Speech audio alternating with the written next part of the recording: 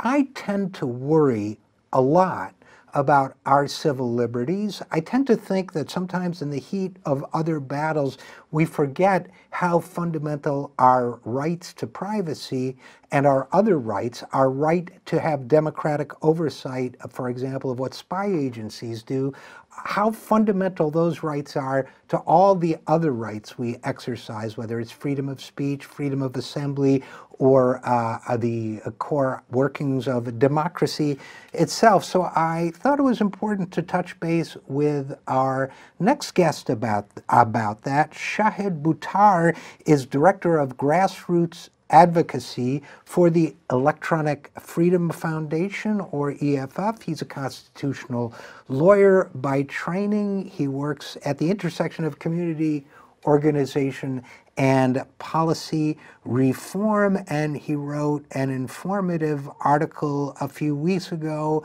that was given the headline, "National Security Agencies Are Evading Congressional Oversight." I would say they are probably evading other checks and balances as well, but we'll learn more. He joins us now. Shahid, first of all, thanks for coming on the program. Thanks so much for having me, RJ. It's a pleasure to be with you. And let me ask you, am I wrong to be as concerned as I am about the status of our civil liberties? No, you're absolutely right to be concerned about civil liberties. And I think it's not only the case, as you alluded, that national security agencies are evading congressional oversight. Beyond that, a whole host of rights and freedoms that we have long taken for granted in the United States very much hang in the balance as a result. So, I think one of the things, I alluded to, I'm glad you broadened the scope, because I alluded in my introduction to the fact that it's not congressional oversight I want to talk about, but it's also the right of the free press, the right of people to know what's being done in their name unless there are compelling reasons for them not to know, and the right of a people to know what is being done to them. For example, I try to follow this subject fairly closely, but I learned a couple things from your article I didn't know. For example, that routers are being sometimes intercepted before sale or distribution. I've also known about things like spoofing cell phone towers and so on, but how likely is it, or how easy is it, depending on which question you want to answer, for an individual to be spied on and not know it? Well, it's very easy. In fact, most Americans are, in some manner of speaking, spied on, and yet most of us, in fact, none of us know it. In fact, until whistleblowers revealed to the United States and the American public and policymakers how the National Security Agency in particular was taking advantage of the lack of clarity in the law, taking advantage of the lack of oversight to essentially subject more or less everyone to very pervasive data collection. And the agencies pretend that collecting data and collecting communication somehow does not constitute searching it. But the fact of the matter is that the collection of that data not only violates Fourth Amendment protections against unreasonable searches and seizures, but it also burdens First Amendment rights, particularly under the freedom to associate. And the freedom to associate has long required the opportunity, should one wish, to communicate in secret. And that's exactly what the information omniscience to which the NSA aspires precludes. And when you say how easy is it for someone to be spied on in the United States, at the moment there are no controls. We know, for instance, that in any number of situations, at least dozens of instances, the NSA's contractors and employees have used the government's very powerful tools not to monitor national security threats, but instead to spy on their former lovers or ex-wives. That's a perfect example of the kind of abuse that we can expect when these operations are secret and unaccountable. Yeah, I think that's very important. And of course, the legal spying may be no better for all we know. These are some of the things we learned from Edward Snowden, I think, right? Yeah, he was very critical with respect to informing the public, though there were, to be fair, almost half a dozen NSA whistleblowers who preceded him, the first of whom, Mark Klein, was an AT&T technician who revealed the phenomenon of the telephone system's co-optation by the NSA as early as 2005. And the long and short, the result of that was Congress bending over backward in 2008 and 2009 to extend the agency's authorities to essentially legalize the illegal, unconstitutional behavior that Mark Klein had previously revealed. After Edward Snowden revealed particularly the NSA's internet-facing dragnet, Congress finally in 2013 got back to the business of fixing, or at least starting to fix, the surveillance of the telephone system that was revealed 8 years before. But still to this day in 2017, there have been no reforms to curtail the pervasive co-optation of the internet as a mechanism to monitor people all around the globe, including Americans, without a warrant as constitutionally required. That fixing that problem is something Congress hasn't even begun to do yet. And the current round of proposed bills would do very little to restore constitutional protections in the way that people use the internet in particular. You know, one of the things that you hear people say on this subject, it's almost as if we have, or a lot of people have, a psychological blindness when it comes to invasions of their privacy that happen electronically as opposed to physically. So, for example, after the Snowden revelations, I heard a lot of people say, well, it's just header data. It's just tracking who you send emails to and who you send emails from. And, you know, my answer was always, would you like an NSA agent standing at your mailbox every day, looking at who writes you letters and who you send letters to? Wouldn't you consider that intrusive? Is that a good analogy? It's not a bad analogy. I fear to some extent it understates the problem. And to be fair, that happens. You know, every piece of mail that goes to the Postal Service is basically photographed for exactly that information. So functionally, the NSA or the Postal Service does exactly that. You know, people are monitoring what mail you receive. You don't get mail anonymously in the United States anymore. The reason why I think it understates the case is that people use snail mail generally in this day and age much less frequently, much less pervasively, and I think they trust it less sometimes than the things that we do confide in other people and online platforms using the internet. The degree of sensitivity and the volume of communications, and because of the volume and the degree of sensitivity, you put those things together, the degree to which they reveal either the content of someone's thoughts and perspectives and ideas and concerns, and that's constitutionally sensitive, or in addition, the associations that people have, who in your life you communicate with, that also is constitutionally sensitive, not just under the Fourth Amendment, but again, under the First Amendment's right of association. And so when people think that in metadata, the to from time kind of header information, as you put it, when people think that metadata is somehow not revealing, it ignores both the constitutional precedent, which is quite clear. You have a right to communicate anonymously, full stop. That's a constitutional right which Congress does not have the authority to abrogate, and certainly not an executive agency without a congressional mandate. Beyond that, though, the analysis of metadata using big data analytical tools can actually be far more revealing than even searching the content of communications.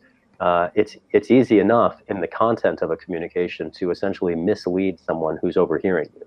But when you examine metadata over time and over populations, the degree to which the state gains omniscience about who knows who talks to who, potentially even about what, without getting to the content of communications, that is still sensitive, no less sensitive, quite frankly, than content. And whether it's metadata and whether it's data, we're still talking about very revealing information. It might make sense briefly to discuss, there's a case that the agencies often cite, a Supreme Court case, Smith versus Maryland, and a lot of prosecutors think that it stands for the proposition that metadata is not constitutionally protected. The case doesn't stand for that at all. That was a case involving essentially the monitoring of a suspected drug dealer in Baltimore for a discrete period of time related to known offenses. And when we talk about the NSA and its dragnet activities, it's unbounded temporally. It's not just for a discrete time, it's indefinitely. It's unbounded in terms of the target. It's not just a particular target, but it's everyone. And to say it has no suspicion as a predicate, at least in the Smith versus Maryland case, there was a reason that prosecutors thought this particular person was of interest to them. There's no such relevance in the context of mass surveillance. So the canard that metadata is not protected by the Fourth Amendment pays absolutely no heed for ultimately the limiting principles on the Smith versus Maryland decision. And it really does a disservice not only to the Constitution, but to the rights and freedoms it was designed to protect. Well, and that's a great point, because I have heard that argument. And again, we're talking with Shahid Buttar, Director of Grassroots Advocacy at the Electronic Freedom Foundation. And Shahid, the Electronic Frontier Foundation. I'm sorry, what did I say? Electronic Freedom? Okay, well, by getting it wrong and repeating it now, people will remember it even better. So, okay, sorry about that, Electronic Frontier Foundation. So, but that gets us to the point in the conversation in which it seems someone almost inevitably says, yeah, but I have nothing to hide. Yes, that's a good one. And it ignores the history, and it ignores the future. You know, to think that one only has a right to maintain privacy if you have something to hide mistakes a whole bunch of things. What it particularly ignores is the documented history in the United States of intelligence agencies very frequently vilifying people who have done nothing wrong. For instance, one of the most prolific targets of government surveillance in our nation's history was not a public enemy, but a public hero, someone for whom we have since named a national holiday and created a monument in Washington, D.C. to the good Reverend Dr. Martin Luther King, Jr., who was the target of an FBI surveillance campaign for years. And notably, the purpose of that campaign was not to detect a national security threat. The purpose of that campaign, in the FBI's words, according to the documents that the Senate found and the House when it investigated the agencies, the last time anyone investigated the agencies was in the 1970s, so we're long overdue. And what Congress found when it did investigate the agencies 40 years ago was that at the time, the Bureau was very concerned about disrupting and neutralizing, those are the Bureau's words, disruption and neutralization of groups pursuing First Amendment protected activism and organizing.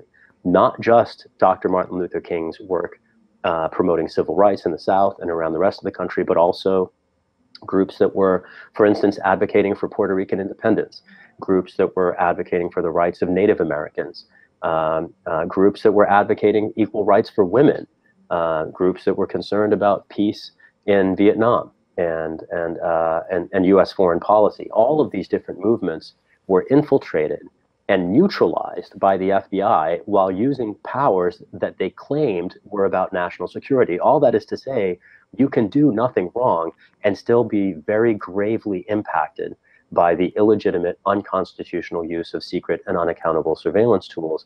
There's one further piece here to grip, which is that if you believe in democracy, it's not merely the case that you have to be watched in order for your rights to be violated, because ultimately what the First Amendment protects is not merely your right to speak, but also your right to hear from anyone, including from people who will silence themselves when they know that they're being watched. And so the question ultimately for anyone is not, do you have something to hide, but do you understand that other people might have something to hide, even if they've done nothing wrong, because the US government for decades has been committed to, unfortunately, vilifying, targeting, and marginalizing people who have done nothing wrong, but merely are raising their voices. And that's an uncomfortable history for a country that is so proud about our supposed commitment to freedom. But our supposed commitment to freedom has not necessarily in our history been reflected. And if you're aware of that history, and you're aware, quite frankly, of the serial abuse of our core constitutional rights by intelligence agencies, it shifts that understanding. And someone who I think is aware of the history would never fall for that ruse that simply because they've done nothing wrong, that they have nothing to worry about here. Democracy is absolutely in the crosshairs, regardless of what any particular individual has or has not done. And I think I would only add to that that what happens when there is this kind of chilling and silencing effect is that the idea that could transform our society, the next great idea that could make us a better people, is very likely to sound unusual and even extreme the first time it's expressed, because that's how minds are changed. And those are precisely the ideas that people might be reluctant to express under the chilling effect of sort of panopticon spying on them from every direction. So we got about 30 seconds left. Any closing thoughts? Congress is currently considering potential reforms. Most of them would not require a warrant to search the communications of Americans. There are just a couple bills within a whole series that would. The Senate version of the USA Liberty Act or the USA Rights Act are two measures that would restore that warrant requirement. And I would urge your viewers to contact their members of Congress to indicate their demand for a warrant requirement for the agencies to search domestic communications. And then the last thing I'll share, just in the last few days, there's been a revelation that the White House is considering setting up an alternative to the CIA with a direct channel to the White House, basically an overtly politicized intelligence channel and powers of exactly the sort that the Constitution was set up to prevent. And so people who care about democracy really need to raise their voices now to make sure that their members of Congress know that we, the American people, still care about our core fundamental constitutional rights. Well, I believe the term for that is secret police. So well said, and people, I think, can find out more about the Electronic Frontier Foundation at EFF.org. Is that right? That's exactly right, and we welcome anybody to check out the materials there, and please reach out to us if we can do anything to support your activism and advocacy surrounding these issues. All right. Well, Shahid Buttar, National Director of Grassroots Advocacy, I think it is, at the Electronic Frontier Foundation. Thanks for your great work in this area, and thanks for coming on the program. Thanks for having me, RJ.